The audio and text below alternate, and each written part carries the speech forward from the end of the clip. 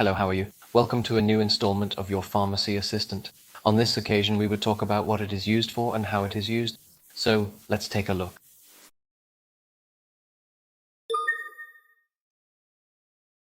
Hi everyone. Today we're going to talk about Quetiapine, a medication that's part of a group called atypical antipsychotics. If your doctor has given you this medication, it's super important that you know how and when to take it the right way. Quetiapine is mostly used to help people who have illnesses like schizophrenia, bipolar disorder, and sometimes even depression. For example, a doctor might give it to you if you have episodes where you feel really high or really sad. So how does it actually work? Well, quetiapine works on special chemicals in your brain called neurotransmitters. It mostly focuses on two of them, dopamine and serotonin. By changing how these chemicals work, quetiapine can help balance your mood and make those confusing or scary thoughts go away. Now, when it comes to taking quetiapine, it's super duper important to listen to your doctor and follow their instructions exactly. Usually, you'll begin with a small amount, like 25 milligrams each day, and your doctor might slowly increase it until they find the perfect amount for you. You can take it with food or without food.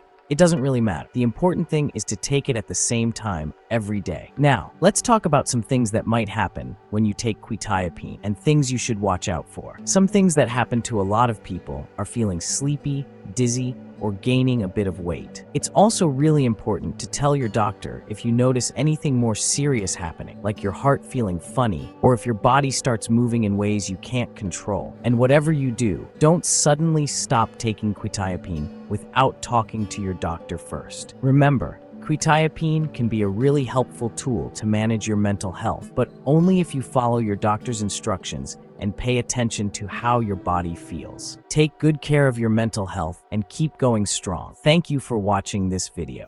If you've made it this far, let us know in the comments why you're using this medicine.